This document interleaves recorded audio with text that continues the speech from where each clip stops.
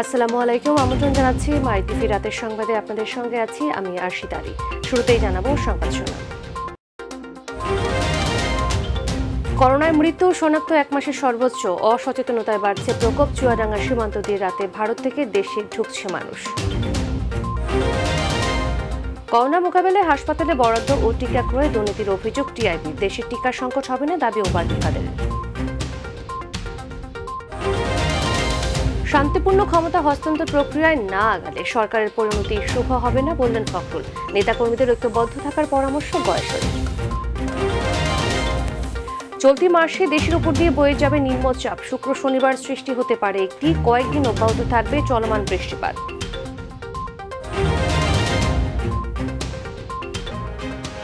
বলছিলাম সংবাদ শিরোনামগুলো, এবারে বিস্তারিত। নতুন করে সংক্রমণ বৃদ্ধির ধারায় দেশে একদিনে আরও ২,৩২২ জনের মধ্যে করোনা ভাইরাস ধরা পড়েছে। একই সময় মৃত্যু হয়েছে আরও ৪৪ জনের। শনাক্ত রোগীর এই সংখ্যা ৫ সপ্তাহ পর দিনে সবচেয়ে বেশি। এর আগে ২৯ এপ্রিল এর চেয়ে বেশি ২,৩৪১ জনের মধ্যে সংক্রমণ ধরা পড়ে। আর একদিনে মৃত্যুর এই সংখ্যাও এক মাসের মধ্যে সর্বোচ্চ। সর্বশেষ ৯ মে দেশে এর চেয়ে বেশি মৃত্যু হয় ৫৬ জনের। স্বাস্থ্য অধিদপ্তর জানিয়েছে, গত ২৪ ঘন্টায় নতুন আক্রান্তদের নিয়ে দেশে মোট শনাক্ত রোগীর সংখ্যা বেড়ে ৮,১৫,২৮২ জন হয়েছে। আর মৃতের সংখ্যা বেড়ে দাঁড়ালো ১২,৯১৩ জনে। শেষ ২৪ ঘন্টায় ১৯,১৬৫ জনের নমুনা পরীক্ষা করা হয়েছে। পরীক্ষা বিবেচনায় শনাক্তের হার ১২.১২%। আগের দিন এই হার ছিল ১১.৪৭%।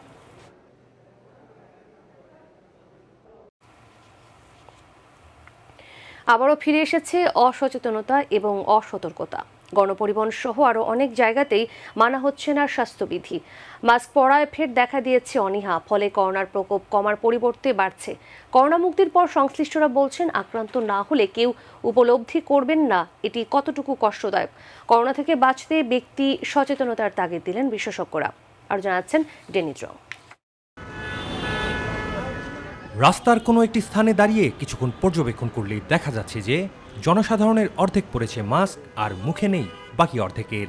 করোনা প্রতিরোধের প্রথম হাতিয়ার মাস্ক পরায় ফের চলে এসেছে অনেকের মধ্যে অসচেতনতা। গণপরিবহনে যেখানে অর্ধেক আসন ফাঁকা থাকার কথা, সেখানে অনেক পরিবহনেই সেটির আর তোয়াক্কা নেই। কে কাকে বলবেন এ বিষয়ে তাও যেন বোধগম্য হচ্ছে না কারো কাছে। রাস্তাঘাটে আর কি জ্যাম হয়ে গেলে নিরাপদ মনে হয় না। মানুষ এখন সচেতন না। মানুষ মনে করে যে করোনা আসলে যার হয় সে বুঝে করোনাটা আসলে কতটা ভয়াবহ। কিছু তো একটু ডিফারেন্ট মানুষ তো থাকবেই। এমন পরিস্থিতির কারণে কমছে না করোনা ভাইরাসের প্রকোপ। আক্রান্ত হয়ে হাসপাতালে ভিড়তে হচ্ছে অনেককেই। খুবই কষ্টদায়ক এবং জ্বর এবং কাশি সর্দি যথেষ্ট সকলগত কষ্টদায়ক, কিন্তু করোনা অত্যধিক কঠিন রোগ। এখনও যারা মানুষ বাইরে আছে তারা বোঝে না করোনা কি, যারাই হসপিটালে আসছে তারাই বোঝে আসলে করোনা একটা মহামারী। বিশেষজ্ঞরা বলছেন, মাস্ক পরা এবং স্বাস্থ্যবিধি মানার একটুখানি সচেতনতা কমাতে পারে করোনা থেকে আক্রান্ত হওয়ার অনেকখানি ঝুঁকি। সবার সম্মিলিত প্রচেষ্টা না থাকলে করোনার প্রকোপ বাড়তেই থাকবে। হাত ধোয়া থেকে শুরু করে 5 বার নামাজ পড়বেন, যারা বাড়িতে ঢুকবেন কাপড়টা খুলে গোসল করবেন, বাইরে যখন যাবেন মাস্কটা পরবেন, নাক মুখ দিয়ে যাইতো যেন না ঢুকতে পারে। মাস্ক পরেন, কোনো সমস্যা নেই, পরিষ্কার পরিচ্ছন্ন থাকেন, কোনো সমস্যা নেই। আর উচ্চ ঝুঁকিতে যারা, তারা বাড়ির বাইরে না যাই ভালো। 16 জুন পর্যন্ত বলবৎ রয়েছে করোনা প্রতিরোধে চলমান বিধিনিষেধ, কিন্তু বিষয়টিতে আর লক্ষ্যই নেই অনেকেরই। ডেনিজ রং, মাই টিভি, ঢাকা। করোনা রোধে সীমান্ত দিয়ে যাতায়াত যখন বন্ধ, ঠিক তখনই রাতের আধারে প্রশাসনের চোখ ফাঁকি দিয়ে চুয়াডাঙ্গার জীবননগরের বিভিন্ন সীমান্ত দিয়ে ভারত থেকে দেশে ঢুকছে মানুষ। কোনো প্রকার করোনা পরীক্ষা না করেই তারা চলে যাচ্ছে দেশের বিভিন্ন জেলায়। স্থানীয়রা বলছেন, অবৈধ যাতায়াত বন্ধ করতে না পারলে ছড়িয়ে পড়বে করোনার ভারতীয় ভ্যারিয়েন্ট। জীবননগর প্রতিনিধি মোহাম্মদ মিঠুন মাহমুদের রিপোর্ট, জানাচ্ছেন নূর মোহাম্মদ। রাত গভীর হলেই পাল্টে যেতে থাকে চুয়াডাঙ্গার জীবননগরের সীমান্তবর্তী এলাকার দৃশ্য। বিজিবি কিংবা প্রশাসনের চোখ ফাঁকি দিয়ে অবৈধভাবে দল বেঁধে ভারত থেকে দেশে ঢুকছে মানুষ, যা ধরা পড়ছে স্থানীয়দের চোখে। প্রতিদিন আমরা হাঁটতে যাই, বেশ 2-4 জন যাই। সেদিন তো আমরা সীমান্ত এলাকায় যাচ্ছি, টুপি মাথায় পুলিশগুলো আর মেয়েগুলোর মাথায় সিঁদুর। এই জন্য আমাদের সন্দেহ লাগলো যে এরা কোত্থেকে আসছে, তো জিজ্ঞেস করলাম, তো সরাসরি বললো যে ভাই আমরা ভারত থেকে আসছি। দোকান বন্ধ করার সময় দেখি 10-12 জন মহিলা আর পুরুষও আছে সাথে, কাদা ওদের গায়ে লেগে আছে, সেই দিকটা আসছে। আমি বলছি এত রাতে কোথায়? বলছে আমরা খুলনায় যাব। তো আসলে কোথায়? তো বলছে ভারত। সীমান্ত পাড়ি দিয়ে আসা অবৈধ যাতায়াতকারীরা চলেও যাচ্ছেন দেশের বিভিন্ন জেলায়। 10-12 জনের লোক চলে আসছে কাদামাখা অবস্থায়। আমরা জিজ্ঞাসা করলে তারা উল্টোপাল্টা কথা বলছে। দেখছি তারা নিহত এইভাবেই আসছে। তো এখন ওই দিকটা আসছে, এখন তারা তো পরীক্ষা বাদেই তো আসছে, তারা ঝুঁকির ভিতরে আছি আমরা। স্থানীয়দের আশঙ্কা, এভাবে চলতে থাকলে ছড়িয়ে পড়তে পারে করোনার ভারতীয় ভেরিয়েন্ট। এইভাবে যদি আসে এরা, তা ভারতে যেভাবে করোনা আক্রান্ত হচ্ছে, এতে তো আমরাও স্বাস্থ্য ঝুঁকিতে পড়তে পারি। সার্বক্ষণিক রাতের আধারে কিছু মানুষ ওপার থেকে এপারে চলে আসছে, কিন্তু কেন আসছে তাদের তো কোনো পরীক্ষা নিরীক্ষা করা হচ্ছে না। তারা যে কোথায় যাচ্ছে, কীভাবে যাচ্ছে, কোন জায়গায় থাকছে, আমরা অত্যন্ত ঝুঁকিপূর্ণ অবস্থায় আমরা আছি এখন। দেশের উত্তর ও পশ্চিমাঞ্চলের সীমান্তবর্তী জেলাগুলোতে ক্রমেই বাড়ছে করোনার সংক্রমণ ও মৃত্যু। এ অবস্থায় অবৈধ এমন যাতায়াত বন্ধে সীমান্তে কড়াকড়ি আরোপের দাবি স্থানীয়দের। নূর মোহাম্মদ, মাই টিভি নিউজ ডেস্ক। কোনোভাবেই থামছে না করোনা সংক্রমণের ঊর্ধ্বগতি। সংক্রমণের পাশাপাশি বাড়ছে মৃত্যুর হারও, সঙ্গে যুক্ত হয়েছে ভারতীয় ভ্যারিয়েন্টের আতঙ্ক। এ অবস্থায় দেশের সীমান্তবর্তী কয়েকটি জেলায় চলছে লকডাউন, আর বিধিনিষেধের মাঝে রাজশাহীতে আক্রান্তের হার এখনও 45%-এরও বেশি। প্রতিনিধিদের তথ্যচিত্রে শামস সাবরিজ উচ্ছ্বাসের রিপোর্ট। রাজশাহীতে করোনা সংক্রমণের হার 45.7% বেড়ে যাওয়ায় মহানগর ও জেলায় রোজ বিকাল 5টা থেকে দোকানপাট বন্ধ সহ বিভিন্ন বিধিনিষেধ আরোপ করা হয়েছে। পুলিশ জানিয়েছে পরবর্তী নির্দেশ না দেওয়া পর্যন্ত এই আদেশ বহাল থাকবে। এদিকে রাজশাহী মেডিকেল কলেজ হাসপাতালে 24 ঘন্টায় মারা গেছেন আরও 8 জন করোনা রোগী। করোনা ভাইরাস সংক্রমণ, মৃত্যু ও ভারতীয় ভেরিয়েন্ট রোধে চাঁপাইনবাবগঞ্জে 14 দিনের কঠোর লকডাউনের মেয়াদ শেষে তা আর বাড়ানো হয়নি। এর বিপরীতে দেওয়া হয়েছে 7 দিনের বিশেষ বিধিনিষেধ। পাশাপাশি বিধিনিষেধের আওতায় 11 দফা নির্দেশ দিয়েছে জেলা প্রশাসক। নাটোরে করোনা সংক্রমণের হার ছাড়িয়েছে 60%। তবুও স্বাস্থ্যবিধি মানতে সতর্কতা নেই সাধারণ মানুষের মাঝে। তাই নাটোর পৌর এলাকা সহ সিংড়ায় বুধবার সকাল থেকে 7 দিনের কঠোর লকডাউন ঘোষণা করেছে জেলা প্রশাসক। গত 24 ঘন্টায় আরও 42 জন করোনায় আক্রান্ত হয়েছে, আর মৃত্যু হয়েছে 1 জনের। সীমান্ত জেলা সাতক্ষীরায় লকডাউনের 4র্থ দিনেও করোনা সংক্রমণের ঊর্ধ্বগতি রয়েছে। নমুনা পরীক্ষার তুলনায় শতাংশের হার 55.8%। গত 24 ঘন্টায় সাতক্ষীরা মেডিকেল কলেজ হাসপাতালে নমুনা পরীক্ষা করে 103 জনের করোনা শনাক্ত হয়েছে। এটি জেলার একদিনে সর্বোচ্চ শনাক্ত। এছাড়া নোয়াখালী সহ দেশের বিভিন্ন স্থানে লকডাউন চলছে। শামস তাবরিজ উচ্ছ্বাস, মাই টিভি নিউজ ডেস্ক। করোনা মোকাবেলায় হাসপাতালে বরাদ্দ ও টিকা ক্রয়ে দুর্নীতি হয়েছে। করোনা নিয়ে টিআইবির গবেষণা প্রতিবেদনে এ তথ্য উঠে এসেছে। একক উৎস থেকে টিকা আনার উদ্যোগ নেওয়া উচিত হয়নি বলে মন্তব্য করে সংস্থার নির্বাহী পরিচালক ইফতেখারুজ্জামান বলেন, অস্বচ্ছ প্রক্রিয়ায় টিকা আমদানিতে তৃতীয় পক্ষকে সুযোগ দেওয়া হয়েছে। করোনা মোকাবেলা ও টিকা কার্যক্রম নিয়ে 19টি সুপারিশ করেছে টিআইবি। মোবাইল করিম জানাচ্ছেন বিস্তারিত। ভার্চুয়াল সংবাদ সম্মেলনে transparency international Bangladesh TIB corona virus সংকট মোকাবেলা, কোভিড-19 টিকা ব্যবস্থাপনায় সুশাসনের চ্যালেঞ্জ শীর্ষক গবেষণা প্রতিবেদন প্রকাশ করে। বাংলাদেশে মার্চ 8 টিআইবির গবেষক জুলকার নাইন চলতি বছরের 7 ফেব্রুয়ারি থেকে 31 মে পর্যন্ত তথ্যপত্র নিয়ে তৈরি করা গবেষণাপত্রটি উপস্থাপন করেন। সংক্রমণটা গত জুন এবং এতে বলা হয়, উপযোগিতা যাচাই না করে হাসপাতাল নির্মাণ সহ করোনা টিকা কেনায় সরকারি ক্রয়বিধি অনুসরণ করা হয়নি।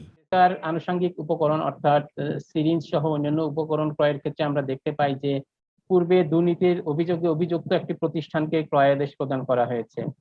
অনিয়ম দুর্নীতির বাইরেও আমরা দেখতে পাই যে সেপ্টেম্বরে যখন করোনা ভাইরাসের সংক্রমণ কিছুটা হ্রাস পেয়েছিল, তখন বেশ কয়েকটি হাসপাতাল বন্ধ করে দেওয়া হয়। টিআইবি নির্বাহী পরিচালক ডক্টর ইফতেখারুজ্জামান বলেন, করোনার টিকা ব্যবস্থাপনা কার্যক্রমে সুশাসনের ঘাটতি রয়েছে। সার্বিকভাবেই আমরা যে কোভিড-19 টিকা ব্যবস্থাপনা, সেখানে সুশাসনের যে 6টি নির্দেশকের উপর ভিত্তি করে আমরা এই গবেষণাটি করেছি, তার প্রতিটি ক্ষেত্রেই ঘাটতি দেখা গেছে। যেমন তার দৃষ্টান্ত হিসেবে অস্বচ্ছ প্রক্রিয়ায় টিকা আমদানির মাধ্যমে জনগণের উপর একটা বোঝা চাপিয়ে দিয়েছে। 80% জনগোষ্ঠীকে টিকার আওতায় আনা ও প্রণোদনা দেওয়া সহ বিদ্যমান সংকট নিরসনে 19টি সুপারিশও করা হয় এ সময়। বাস্তবসম্মত অভিজ্ঞতা ভিত্তিক মন্তব্যটি আমি বলবো, এবং এটি মাঠ পর্যায়ে যেহেতু আসছে থেকে যে মুবাল্লিক করিম, মাই টিভি, ঢাকা। দেশে করোনা ভাইরাসের টিকার কোনো সংকট সৃষ্টি হবে না বলে জানিয়েছেন আওয়ামী লীগের সাধারণ সম্পাদক সড়ক পরিবহন ও সেতুমন্ত্রী ওবায়দুল কাদের। তিনি জানান, বিভিন্ন দেশ থেকে টিকা সংগ্রহের চেষ্টা চালিয়ে যাচ্ছে সরকার। সকালে বঙ্গবন্ধু অ্যাভিনিউয়ে আওয়ামী লীগের কেন্দ্রীয় কার্যালয় এক অনুষ্ঠানে ভার্চুয়ালি যুক্ত হয়ে তিনি কথা বলেন। ওবায়দুল কাদের বলেন, সরকারের ভালো উদ্যোগের প্রশংসা না করে অকারণে সমালোচনা করছে বিএনপি, তবে দুঃসময়ে তারা জনগণের পাশে নেই।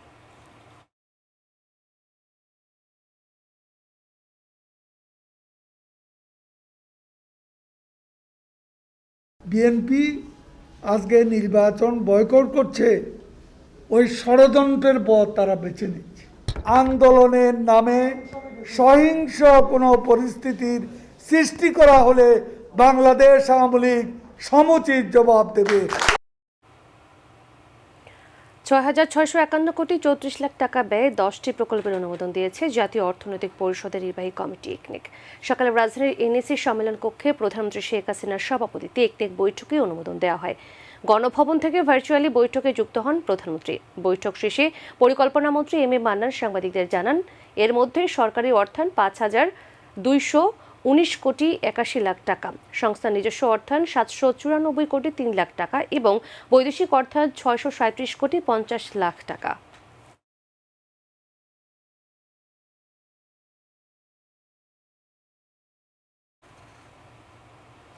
অর্থ মানব পাচারের দায় কুয়েতের আদালতে দণ্ডপ্রাপ্ত লক্ষ্মীপুর ২ আসনের সাবেক সংসদ সদস্য কাজী শহীদ ইসলাম পাপুলের এমপি পদ বাতিলের বৈধতা চ্যালেঞ্জ করে ও উপনির্বাচন স্থগিত চেয়ে করা রিট খারিজ করে দিয়েছেন হাইকোর্ট। পাপুলের পক্ষে তার বোন নুরুন্নাহার বেগম মার্চে এই রিট করেন। রিটে লক্ষ্মীপুর ২ আসন শূন্য ঘোষণার বৈধতাও চ্যালেঞ্জ করা হয়। হাইকোর্টের বিচারপতি মোহাম্মদ মুজিবুর রহমান মিয়া ও বিচারপতি কামরুল হোসেন মোল্লার সমন্বয়ে গঠিত ভার্চুয়াল বেঞ্চে এই রিটের ওপর শুনানি হয়। গত ২২ ফেব্রুয়ারি পাপুলের এমপি পদ বাতিল করা হয় আর লক্ষ্মীপুর ২ আসন শূন্য ঘোষণা করে আগামী ২১ জুন ভোট গ্রহণের তারিখ নির্ধারণ করে নির্বাচন কমিশন।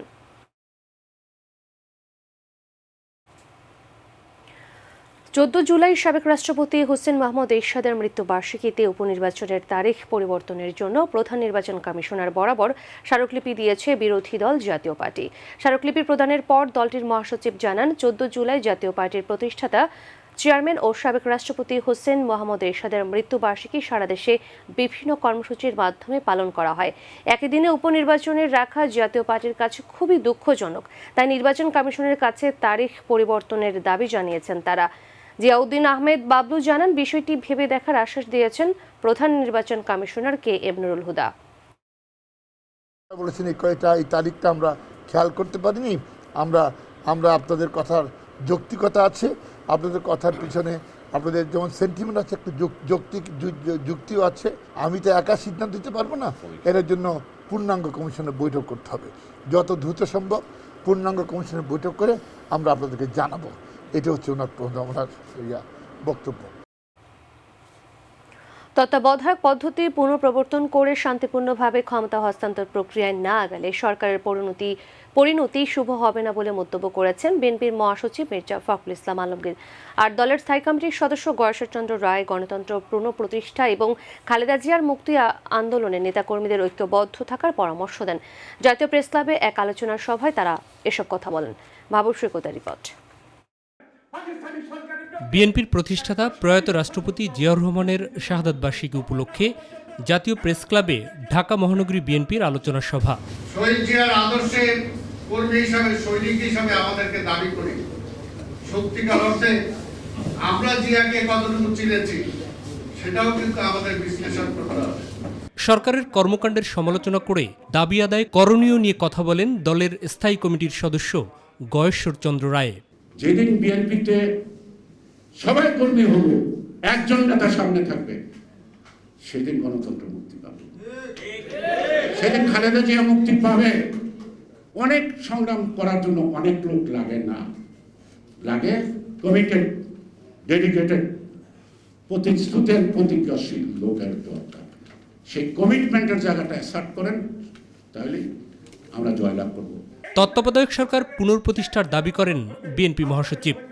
গণতান্ত্রিক উপায়ে নির্বাচনের মাধ্যমে জনগণের ভোটের মাধ্যমে সরকার পরিবর্তন করতে হবে, তা না হলে এর রেজাল্ট খুব খারাপ, এর পরিণতি খুব খারাপ। আমরা জয়ী হবই, আমরা বিশ্বাস করি যে আমরা সঠিক পথে থাকলে, ঠিক পথে থাকলে বিজয় আমাদের অনিবার্য। এর আগে রাজধানীর মহাখালীতে অগ্নিকাণ্ডে পুড়ে যাওয়া 7তলা বস্তি এলাকা পরিদর্শনে যান মির্জা ফখরুল ইসলাম আলমগীর। অগ্নিকাণ্ডের প্রকৃত কারণ উদ্ঘাটনের দাবি করে ক্ষতিগ্রস্তদের প্রয়োজনীয় সহায়তার আহ্বান জানান বিএনপি মহাসচিব। তারা মেগা প্রজেক্ট করছে, হাজার হাজার কোটি টাকার বিনিয়োগ করছে, 10,000 টাকার প্রজেক্ট 50,000 হয়ে যাচ্ছে, কিন্তু এই ছিন্নমূল মানুষগুলোর বাসস্থানের জন্য আজ পর্যন্ত কেউই কোনো সেই রকম ইফেক্টিভ কার্যকরী ব্যবস্থা গ্রহণ করেন। মাহবুব সৈকত, মাই টিভি, ঢাকা। দীর্ঘদিনের জমিয়ে রাখার স্বপ্ন নিমিষেই আগুনে পুড়ে ছারখার হলো মহাখালীর 7তলা বস্তিবাসীর। সহায় সম্বল এমনকি থাকার একটু বাসস্থান পুড়ে ছারখার। খোলা আকাশের নিচে খেয়ে না খেয়ে সাহায্যের আশায় মানবেতর জীবনযাপন করছেন হাজারো দুঃখী মানুষ। বস্তিবাসীদের সহায়তার পাশাপাশি আগুনের সুষ্ঠু তদন্তের আশ্বাস দিলেন ঢাকা উত্তর সিটির মেয়র আতিকুল ইসলাম। এস.এম. খোরশেদ আলমের রিপোর্ট। দীর্ঘ এলাকা জুড়ে মহাখালী 7তলা বস্তি। বসবাসকারীরা খেটে খাওয়া নিম্ন আয়ের শ্রমজীবী মানুষ। কেউ রিক্সা চালক, কেউ শ্রমিক দিনমজুর, আবার কেউ পোশাক শ্রমিক। প্রতিদিনের মতো কাজের শেষে নিশ্চিন্তে ঘুমাচ্ছিলেন বস্তিবাসীরা, কিন্তু নিমিষেই দুঃস্বপ্নের মতো আগুনে পুড়ে ছারখার বাড়িঘর, সহায় সম্বল। 3:30টার দিকে হঠাৎ দেখি চিল্লাচিল্লি, বের হয়ে দেখি যে মানে ওইদিকে আমাদের ওই দিক থেকে একটা আগুন লাগছে।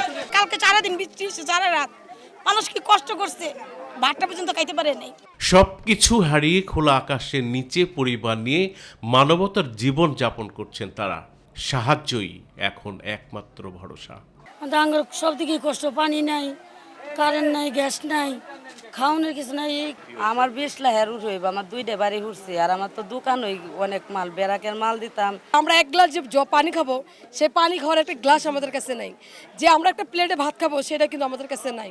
আমরা যে কোথায় যেয়ে দাঁড়াবো, আমরা সেই স্থান নাই। এগুলো সাইডে রাস্তা নাই। অসহায় মানুষদের দেখতে এসে সহায়তার আশ্বাস দেন ঢাকা উত্তর সিটির মেয়র। পরিবারের লিস্ট দেখে দেখে আমরা প্রত্যেকটি পরিবারকে নগদ 5,000 টাকা করে সহায়তা দিব আমরা। এটি আমাদের এক নম্বর আমার একটা প্রতিশ্রুতি ছিল। সেই প্রতিশ্রুতি অনুযায়ী আজকের থেকে লিস্টের মাধ্যমে আমরা কিন্তু 5,000 টাকা আপনাদের সামনে শুরু করব। আগুনের ঘটনার সুষ্ঠু তদন্তের কথা জানান আতিকুল ইসলাম। এটি আমাদের সিটি কর্পোরেশনের যেরকম দায়িত্ব, সেরকম দুর্যোগ মন্ত্রণালয় থেকে শুরু করে বিভিন্ন মন্ত্রণালয়ের দায়িত্ব।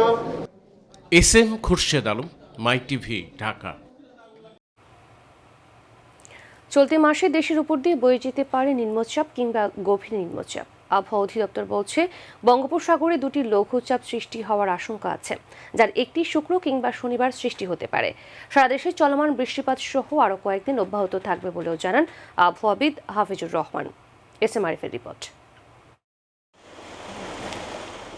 কয়েকদিন ধরেই রাজধানী সহ সারা দেশে বৃষ্টি অব্যাহত রয়েছে। 24 ঘন্টায় দেশের কয়েকটি স্থানে বজ্রপাত সহ ভারী বর্ষণে ব্যাহত হচ্ছে জনজীবন। এমন পরিস্থিতির মধ্যেই সাগরে নিম্নচাপ কিংবা গভীর নিম্নচাপ হওয়ার আশঙ্কা করছে আবহাওয়া অধিদপ্তর। এই মাসে বঙ্গোপসাগরে 2টে লঘুচাপ তৈরি হতে পারে, যার মধ্যে একটি নিম্নচাপ বা গভীর নিম্নচাপ হতে পারে। এখন আমাদের যে অবজারভেশন বা বিভিন্ন মডেলের যে ফোরকাস্ট, সেখানে দেখা যাচ্ছে আগামী 11-12 তারিখের দিকে উত্তর বঙ্গোপসাগরে একটা লঘুচাপ তৈরি হবে। হ্যাঁ, এটা এখন পর্যন্ত যেহেতু হয় নাই, হওয়ার পরে হয়তো এটা বোঝা যাবে এটা যে নিম্নচাপ হবে না গভীর নিম্নচাপ হবে এবং কোন দিক দিয়ে যাবে। তবে একটা লঘুচাপ হওয়ারই আছে এবং এটা আরও ঘনীভূত হওয়ার সম্ভাবনা রয়েছে। এদিকে বৃষ্টিপাতের বর্তমান পরিস্থিতি আরও কয়েকদিন অব্যাহত থাকতে পারে বলে জানান এই আবহাওয়াবিদ। ময়মনসিংহ, সিলেট, ঢাকা, চট্টগ্রাম ও বরিশাল বিভাগের অধিকাংশ জায়গায় এবং রংপুর, রাজশাহী ও খুলনা বিভাগের অনেক জায়গায় অস্থায়ী দমকা হাওয়া সহ বৃষ্টি অথবা বজ্রসহ বৃষ্টিপাত হতে পারে। সেই সাথে দেশের কোথাও কোথাও মাঝারি ধরনের ভারী থেকে ভারী বৃষ্টিপাতের সম্ভাবনা রয়েছে এবং এই বৃষ্টিপাতটা আগামী কয়েকদিন অব্যাহত থাকবে। বৃষ্টির পাশাপাশি দেশে বজ্রপাতে বাড়ছে নিহতের সংখ্যা, তাই বৈরী আবহাওয়ায় সবাইকে সতর্ক থাকার পরামর্শ দিয়েছেন আবহাওয়াবিদ হাফিজুর রহমান। বর্ষা কিন্তু আমাদের দেশে পুরোপুরি বিস্তার লাভ করে না। এস.এম. আরিফ, মাই টিভি, ঢাকা। বেসামরিক বিমান পরিবহন ও পর্যটন প্রতিমন্ত্রী মাহবুব আলী বলেছেন, পর্যটন কেন্দ্র খোলার সিদ্ধান্ত নেওয়া হলেও করোনা পরিস্থিতি খারাপ হওয়ায় সেই সিদ্ধান্ত আবারও পেছানো হয়। এখন পরিস্থিতি পর্যবেক্ষণ করা হচ্ছে, শীঘ্রই আবারও পর্যটন কেন্দ্র খুলে দেওয়া হবে। দুপুরে কক্সবাজার বিমানবন্দরের উন্নয়ন কাজ পরিদর্শনকালে প্রতিমন্ত্রী এসব কথা বলেন।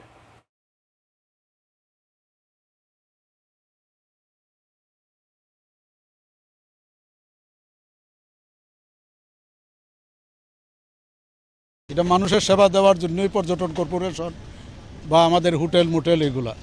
আজকে যেহেতু কোভিডের সিচুয়েশন একটু ঊর্ধ্বগামী, এই জন্য মানুষের সেফটি সিকিউরিটির কথা চিন্তা করেই কিন্তু এখন পর্যন্ত খোলা হয় নাই। এই যে আমরা তো সব কিছু রেডি হইলে বিদেশি বিমান এখানে নাম। গাজীপুরের ব্যবসায়ী আহসান হাবিব হত্যা মামলার প্রধান আসামি নুরুন নবীকে গ্রেফতার করেছে সিআইডি। ব্যবসায়িক দ্বন্দ্ব ও পাওনা টাকা চাওয়াকে কেন্দ্র করে মাথায় আঘাত ও পরে পুড়িয়ে হত্যা চেষ্টা করা হয় ব্যবসায়ী আহসান হাবিবকে। চিকিৎসাধীন অবস্থায় শেখ হাসিনা জাতীয় বার্ন অ্যান্ড প্লাস্টিক সার্জারি ইনস্টিটিউটে মারা যান তিনি। সিআইডি সদর দপ্তরে আয়োজিত এক সংবাদ সম্মেলনে আসামিকে গ্রেফতার ও এ সম্পর্কিত তথ্য জানান সিআইডির বিশেষ পুলিশ সুপার মুক্তা ধর।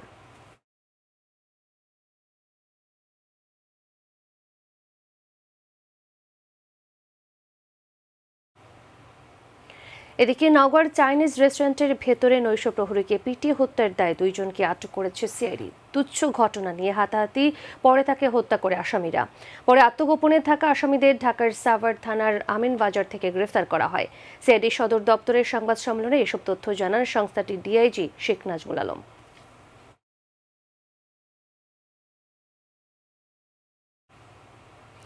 এর সঙ্গে শেষ করছি সংবাদ, তবে যাবার আগে সংবাদ শিরোনামগুলো জানিয়ে দিচ্ছি আরও একবার।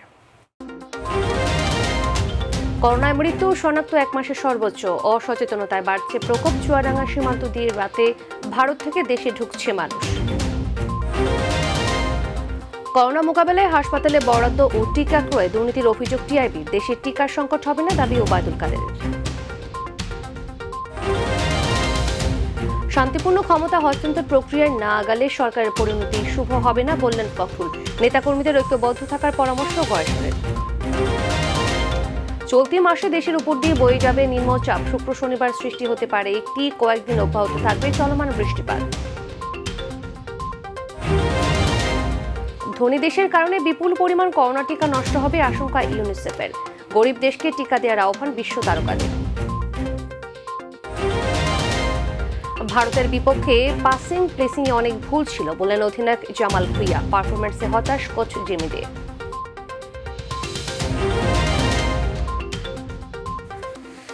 প্রিয় দর্শক, ধন্যবাদ সাথে থাকার জন্য। এছাড়া ইউটিউবে মাই টিভির সংবাদ পেতে ভিজিট করুন youtube/mytvbd নিউজ এবং আমাদের সকল অনুষ্ঠান দেখতে ভিজিট করুন youtube/mytv বাংলা, facebook/mytv বাংলা ও twitter/mytv বাংলা। পরবর্তী সংবাদ রাত 9টা 30 মিনিটে দেখার আমন্ত্রণ জানিয়ে বিদায় নিচ্ছি আমি আরশিদ আলী। প্রিয় দর্শক, করোনার সংক্রমণ রোধে সবাই সতর্ক থাকুন, স্বাস্থ্যবিধি মেনে চলুন। আল্লাহ হাফেজ।